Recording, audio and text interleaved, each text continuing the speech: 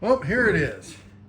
The Harbor Freight Haulmaster kit trailer in all its glory. All right, I'm going to tell you everything you need to know before you even consider buying Harbor Freight's new trailer. Okay, it's the new Haulmaster. It's a kit. You put it together yourself. There's a lot of there's some misinformation. There's questions. There's comments from a lot of people who've never even seen it in person on the internet.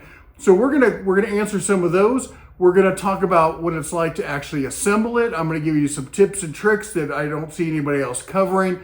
And we're gonna figure out whether this is the best trailer for you. And I'm also going to compare it price-wise to other comparable trailers on the market. So this might be kind of a longer video. You can skip around to the parts that you want. All right, there's a lot of complaints and misinformation going around the internet about this trailer. Let's address the first big complaint here, okay? And that is, it's too hard to assemble. Yeah, I will fully admit there's a lot of pieces to this, but a little pre-planning, laying out your parts, maybe adding some additional labeling to them. And when it comes to the nuts and bolts, I've seen people go, oh my gosh, there's so many nuts and bolts. Dude, you know what we used? Red Solo cups. They're cheap, they're everywhere, they're easy to get. Get a little bit of blue tape, write the label on the blue tape, slap it on your cup, put your parts, put them where you need them. At a glance, they're easy to get to. It's not a big deal, okay? Now, I will say this, that for some people, like with disabilities, it may be hard to do. Get down on the ground, lift some heavy objects. I get it, it's not for everyone, okay? Myself, in this case, I just got recently diagnosed with a blood clot in my right leg. I was supposed to keep my foot elevated and not do any kind of strenuous kind of stuff. So crawling around on the ground to do this assembly just wasn't going to happen. Step in my 13-year-old son who did 90% of the assembly on this thing. So if a 13-year-old boy, well, granted with dad looking over him with his years of experience, go, no, you turn it like this, you do that, here's how to do that easier. But with dad coaching essentially and the son doing, we were able to assemble this entire trailer in about a week, working about 2 hours a day. And working, I mean, you know what it's like. You get to the shop and it takes half an hour to everyone grab a drink and, check their phone for messages. And then, someone's got to use a bathroom break. And so it's maybe an hour and a half of actual work getting done. I think two guys focus on what they're doing, not drinking too many beers in a Sunday afternoon could get this thing just one and done in it. I don't think it's a big deal. It is a lot of fiddly bits to deal with, but it's not hard. There's nothing technically hard about this. There is a great instruction. This is the reason we're not doing an instruction video on this. Harbor Freight has a fantastic instruction video showing you everything how to do it, but they do miss some kind of parts, but then they have a good assembly manual, and which is odd for Harbor Freight. It's actually decent, but it misses some parts. Between the two, you're good, all right? And there's other videos you can watch as well. All right, the next one I get, and this one is just straight up misinformation, and that is welds are always stronger than bolts. That's a flat out lie. All right, they're either lying or they're stupid. All right, anybody who says that just doesn't know what they're talking about. You ask any structural engineer. I'm not talking the guy who welds some stuff in his backyard. I'm talking the guy who actually does the science, knows the math, and is certified to do this. These guys, and I was lucky enough to work with a bunch of people, and I actually had this conversation probably a decade or so ago with some of these guys, and because I was under I believed the hype that's, welds are always better. No, it's welds. I mean, look at the Golden Gate Bridge and all the big structures. They bolts. They use bolts for a reason. Sometimes bolts are better. Sometimes welds are better. But welds are only better if the guy doing it knows what he's doing. He's using good equipment. They're controlling any kind of contamination, and they're doing it right. All right? About anybody can send a bolt. You need somebody who knows what they're doing. It's kind of an art to do a good weld. So these are cheap utility trailers, at the end of the day. Do you think the guy building that utility trailer was paid the top dollar for that? No, they got the guy who could do an okay job for the cheapest they could, and they covered up any mistakes with paint, and you don't know how good that weld is. So don't listen to anybody who's sitting there and saying, welds are always better. They're just talking out their backside. Man, that just irks me when people do that. They don't do any kind of research. They don't use any kind of common sense. They just go with what they heard someone else say. All right, next one is, how do you register it? Now, this is going to vary state by state. So in Montana, we actually have to assemble the whole thing, take a picture of it, send it over or take it to the DMV. They will send a police officer out because police officers are engineers, and the police officer will look at it and go, hey, it looks good enough for me, or sign off on it. And then they'll send it off to the Capitol and they'll send back a registration for you. And in the meantime, you just keep all your documentation with you, with the trailer, and you can use the trailer with no plates and no one will bother you. And trust me, no one's going to bother you. But that's my state. Your state could be entirely different and probably is. All right, the next one we get is it just Unistrut? And if you don't know what Unistrut is, there's a picture there over on the right. That is, typically, it's a galvanized steel industrial construction component that's used for all sorts of miscellaneous construction. We used to use it back in the day when I ran wire to hang wire pathways, tracks on ceilings in commercial buildings, in schools, usually in like sub-basements and stuff like that. And we would just run it everywhere. It's like Legos. You just bolt it together and there's all sorts of components you can put into it and adjust it and do all sorts of fun stuff with. So is it just Unistrut? I think so. Now, I didn't actually take the time to measure it until I'd already gotten everything assembled because I wasn't thinking about it for some reason. And my buddy, who is a Sparky and owns the local shop next door, comes over to check out the new trailer and he looks at it and he goes, is that Unistrut? I went, oh my gosh, I think it is. So we tried to measure it as best we could and it looks like it's the same specs. There's no holes down the back, everything's painted. But yeah, which means all those accessories you can get for Unistrut, I'm guessing, not 100% sure, but I'm guessing that they will work just fine. All right, the next one we get is, are the tires highway rated? Yes. This is not one of the little trailers you get that it's like you're stuck at 45 miles an hour. These are highway rated tires for the load that they're rated to carry. You're good to go out of the box, all right? Should you get better tires? Are they China bombs? I don't think they're as bad as, and that's a reference you see a lot in the RV community. When you buy a new RV, the first thing you do is you replace all those tires because they're going to blow, all right? And this one for a utility trailer, you're not going to be pulling as much, going as far as you will with an RV with not as big as load. I think you'll be fine, but if you want to upgrade to better tires, I mean, that's up to you, all right? The next one is, how big is it actually? Well, let's go see the tail of the tape. Inside the wheel, deck size is 5¼ inches. Outside the wheels is about 78 inches. Trailer height at the arch of the wheels is about 27½ inches. Full trailer deck frame to frame is 124 inches. Length overall, I mean, it's 171 inches. The next, how much does it weigh? All right, so and then again, how much can it carry? So it weighs approximately 700 pounds. It's rated for 2,700 pounds. So you subtract the actual weight from how much it's rated for, and that gives you 2,000 pounds. So that's your carrying capacity on this trailer. Now, this is just one that just gets my hackles up. I can get a used one cheaper. Okay, bub, you do that. All right, and I'll be honest, on this channel, if you've been around the channel, I often tell people go check out Facebook Marketplace and all this kind of stuff, but I will hear the biggest fish stories about, well, I bought a deluxe, fully enclosed, made of diamonds, and I paid $5 for it. That's great. And I'm not saying you're a liar, not saying you're not, but guys will, and it's weird, we're going to talk about it in a minute, the things that people will say on the internet to sound cool. Allegedly grown men doing this. Anyway, the point is this. There was one time where I found $200 wadded up in the middle of the street. Does that mean every time I need $200, I can just go look in the middle of the street? No, I've looked through Craigslist. I'm one of those guys. My wife sent me that meme about I don't have to worry about my husband cheating on me. I just have to worry about him talking to Steve on Facebook Marketplace. Yeah, I'm that guy.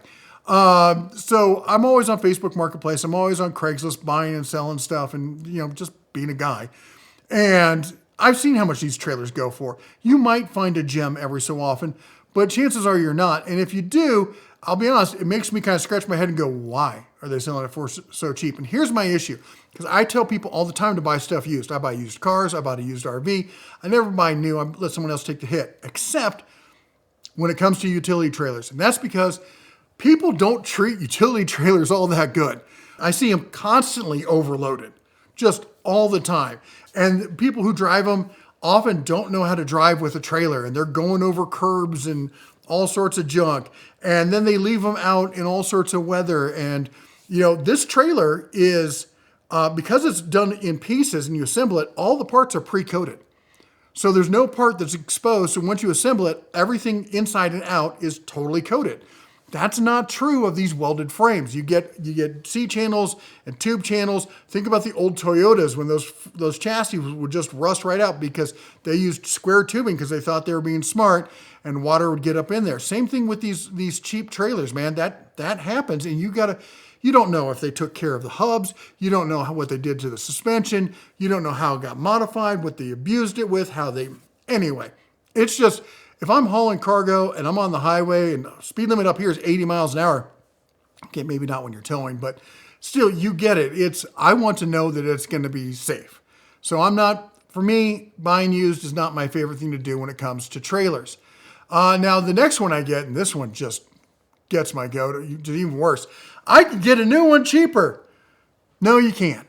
You just can't, and I'm going to prove it to you, all right? So let's talk about Harbor Freight. Here's the trailer listing on Harbor Freight. The base trailer, no decking, no side rail, no ramps, nothing. Just as you see it, $1,000, okay? If you add the side rail kit, the ramp storage, which is something you really don't get. The ramps and the ramp storage are better than what you're going to see with a regular utility trailer. You're going to get that mesh whale tail in the back, all right? So, but this is comparable. And I crossed out the stabilizers jacks because those don't come with the other trailers, so you'd have to buy those extra anyway. And then I added in $100 for decking. Now, I paid a little bit more because Home Depot is the only place around here that had it, and they were charging like $12 a board rather than, like I've seen at $7 a board. I checked different places around the U.S. It's location dependent, but the average is about $100. You can spend more, but if you go based on what Harbor Freight recommends, you're going to spend about $100. So we're looking at a price of about $1,500 for a done comparable trailer to what you're going to get somewhere else. So what is that going to be? Well, at Home Depot, we're talking about the Caravan with a K because they're cool like that. 5x10 utility trailer for $2,400. Now, full disclosure on this, it has their patented pivot down rail system, which is super cool. All right, I like it a lot. Am I going to pay was $900 more for it? No, I'm not. All right.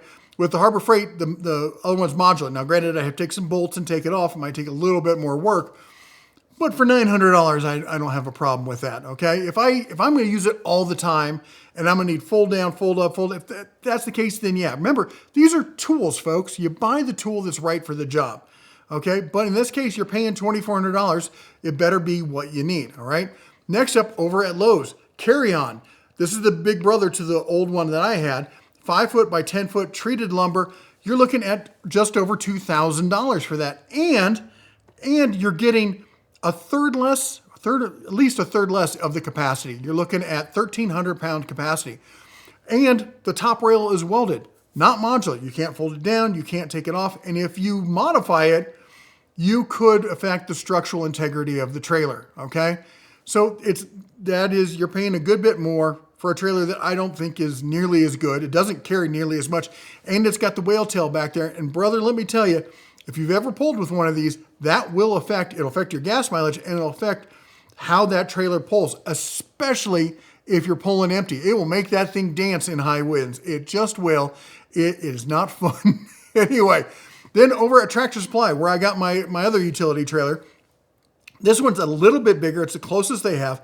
5.5 by 10 tube top rail, just over 2,000 pound max capacity, and it's $2,000. Now here's the deal. It again has a welded frame around the top. They're decent utility trailers. They're not a bad trailer, but again, you're stuck with it. That's what it is, and it's always going to be that. And if that's what you want to do, and you're like, hey, I don't mind spending $500 more so I don't have to do a few hours of work. That's on you. And the only thing I'd say to that is, why are you watching this channel?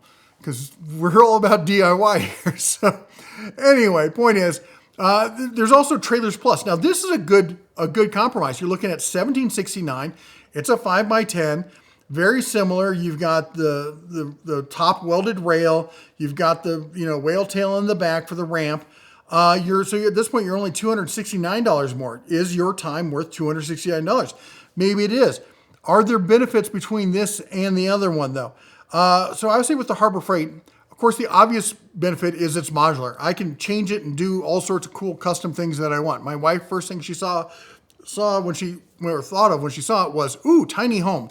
Like, we need a tiny home. But my first thought was deer camp lodge, portable deer camp lodge. So, different priorities there. That'd be hard to do with this. Also, one thing I ran into with my old trailer is I had those metal fenders. Blew a tire, ripped up one of the fenders. Only option, cut that fender off and re-weld, generic sheet metal on there. Welding thin sheet metal like that, and get the curve right.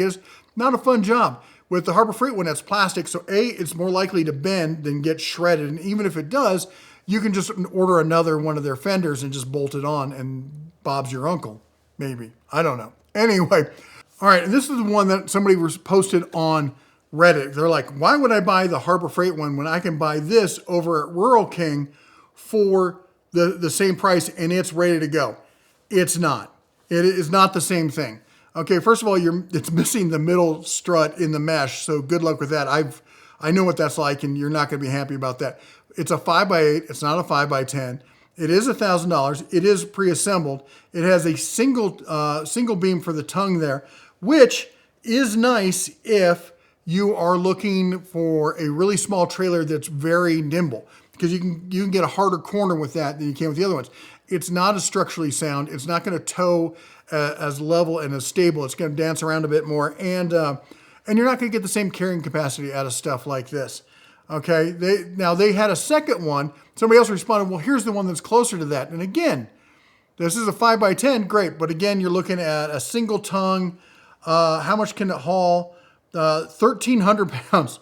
1,300 pounds is the carrying capacity on that. The actual one at Rural King is a 5.5 by 10. It's going to get you the same kind of carrying capacity. It is pre-built, but now you're at $2,000. Slightly bigger, but $2,000. So you gotta be honest and do apples to apples, guys. You can't just jump around. Now let's talk about a couple tips and tricks when assembling this. One of the things that Harbor Freight talks about is you need these clamps. So, and they use them for when you're assembling that A-frame for the tongue up to the frame. You hold them up there so you can bolt it, basically so you can do it as one person.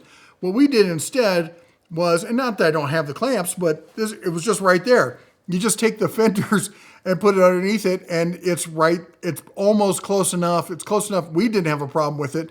If you do, you could probably shim it with a book or something underneath there. The other thing is the trailer tongue jack assembly. It goes through this hole, you bolt these plates down, and then they tell you to put the bottom plate on. I'm going to say, don't do that. Put the bottom plate on first. Don't bolt it all the way on. Put it on first, then bolt it down. Get the two bolts that are deepest in there, get those kind of snug so you don't have to do much with them, because it's a real pain to get your fingers in there. Even my son with his smaller hands was complaining about trying to get in there and get that. So do the bottom plate first, then run the whole jack through it. You'll be happy that you did it that way, okay? And then the other thing, and this just kind of goes along with everything like what I just said, which is assemble everything loosely first. All right, because there's a lot of stuff you have to assemble it, get it on there, and then you have to adjust it, use the tape measure to make sure everything's square, and then you tighten stuff down before you do it. The other thing I'm going to say is these square bolts are a pain in my backside. I hate them. They do come with a tool that you're supposed to use after you tighten it down. You're supposed to use it to line it up and then use the torque wrench. The tool slips. It doesn't stay on. It was formed the same way they make those, so one edge is rounded, so it doesn't really grab. The handle is at an angle, so it makes it odd. I hated it. I absolutely hated it. All I did was I just went around afterwards with the rubber mallet and whacked the corners just to get them down so they were below flush on the top of the rail and weren't sticking out for anything to snag on. Harbor Freight, you got to come up with a better solution for that one, okay? Now let's talk about the tools that you need. Here's the list that Harbor Freight gives you. Rubber non-marring mallet, crosshead screwdriver, flathead screwdriver, tape measures, needle nose, deep well sockets, ratchet, box end sockets, adjustable wrench, utility knife, torque wrench, and the two toggle clamps, which we didn't use ourselves, but everything else in there, we pretty much, we used all of that. And here's what we added to that. 1/2-inch impact wrench. This was used exclusively for doing the suspension where it connects to the shackles. Again, don't go full ooga-dooga on it. Run it till it's close and then use the torque wrench to get it to spec, okay? 3/8 mid-impact torque wrench, or mid-torque impact wrench. So here what we did was use the smart setting. So it'll send it, and then once it feels like it's far enough, it'll stop. And we found that on every single bolt, it left us more than enough room for the torque wrench to come in and finish it off. 3/8 cordless ratchet. We use the Harbor Freight 12 volt. You could go full send on it, and again, it'd still leave you enough headroom for the torque wrench. You will need a drill and an impact driver. There are a couple little fiddly bits you're going to want to put for using like a bit driver kind of thing, and almost everything is pre-drilled. I think the only thing that's not pre-drilled is the plastic in the fender when you assemble the license plate and light assembly. You just drill into the plastic. On the back, where you put the 2 LED lights for the tail lights, it's hard to see, but there are pre-drilled ports there. Make sure you go into those and you don't miss them, okay? But it's good to have a powered electric screwdriver or drill driver with a low torque setting on that, so you can get it in there and get it right, okay? The other thing you're gonna need it for is you're gonna need it for the decking, all right? Because you have to drill for all the decking. You wanna drill and then run your impact wrench on it. Also, having somebody stand on the boards while you're drilling into drilling them down into the frame is a good idea. All right, and that you're gonna need a 1/8 inch multi-material drill bit, something that can do, mild steel and wood. A bandsaw. We use bandsaw or a multi-tool, some kind of power tool for cutting. That's the plastic trim that goes on the side. I've seen people say they can cut them with shears. I've seen people say you can cut them with a utility knife.